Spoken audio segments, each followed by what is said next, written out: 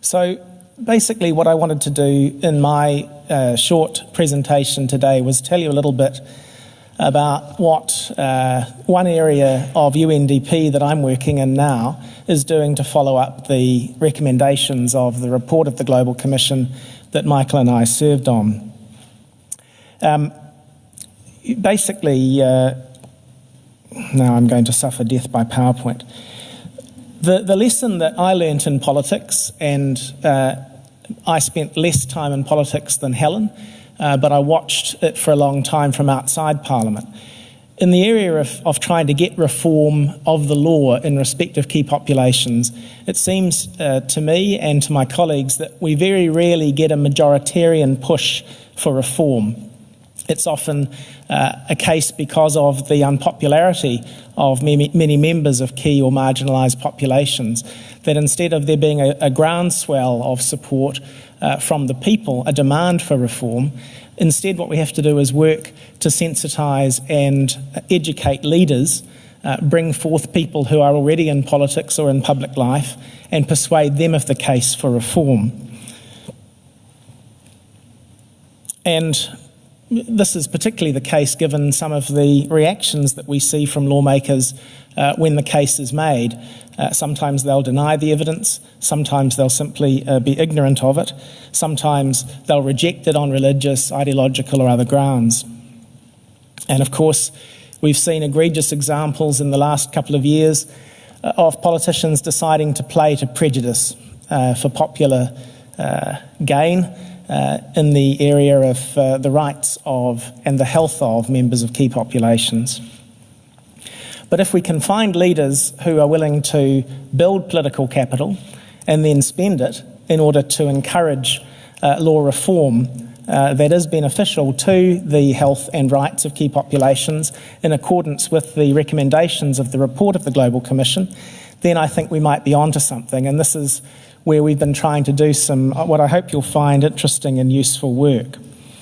And we also find, I think, on the evidence, particularly in respect of the record of reform over the last 30 years in developed countries, where there has been successful reform along the lines of the sort advocated in the Commission report, that once you get this change in the law, attitudinal change does truly follow.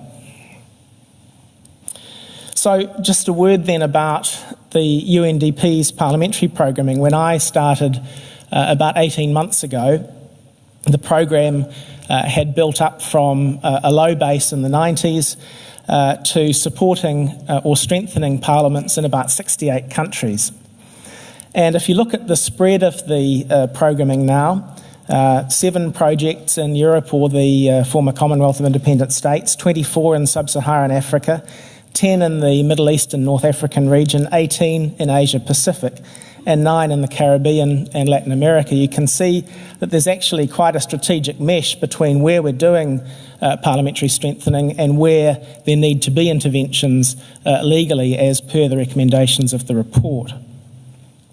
So we've been trying to make our programming more thematic, more than about just telling MPs about how to be effective members of a committee or effective members of a plenary or good at representing their constituents. We've been trying to use thematic development themes like HIV law reform, like climate change, to actually make stronger MPs in their roles as representatives, but also as development actors. And since the report of the Global Commission, we've managed to get about 10% of our programming so far to include an HIV component. I've listed the countries where that programming is occurring, and we're trying to move to a situation where much more of it is directed toward sensitising MPs on the issues of HIV law reform. Here's some examples of how we've done it. General sensitising of MPs, going through in a couple of jurisdictions and doing an audit of the domestic body of law against the recommendations of the Global Commission report and indicating where reform is needed and what sort of reform would be beneficial.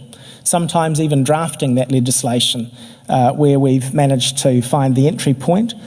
helping MPs to improve their scrutiny skills when they're looking at government aid strategies in the committee of the Parliament, and also supporting committee work to revise policies and laws with an impact on HIV.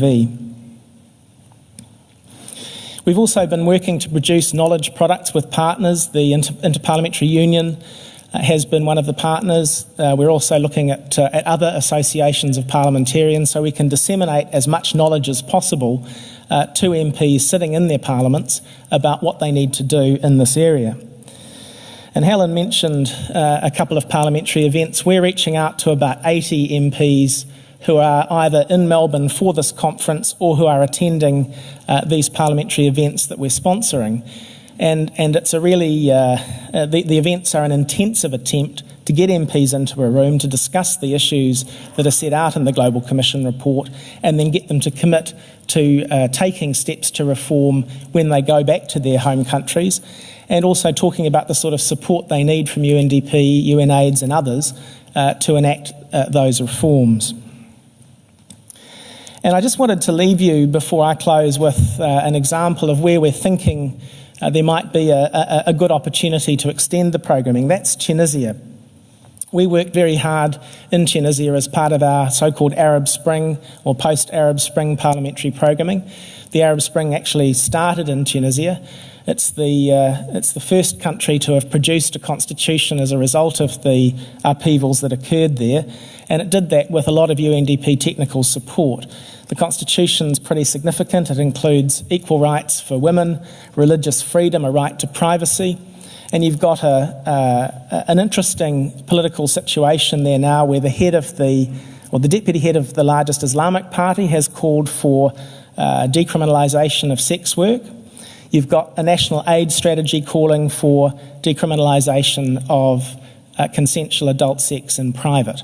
So we're working on that program at the moment to see if we can add quite a strong advocacy wing to it to try to advance the organic laws that will be operationalising the Constitution and trying to put in place as many of the recommendations of the report as we can. And you can imagine that if we could get one MENA region country to do this, then it's a real exemplar for the rest of the region, and it might open some further entry points for us there.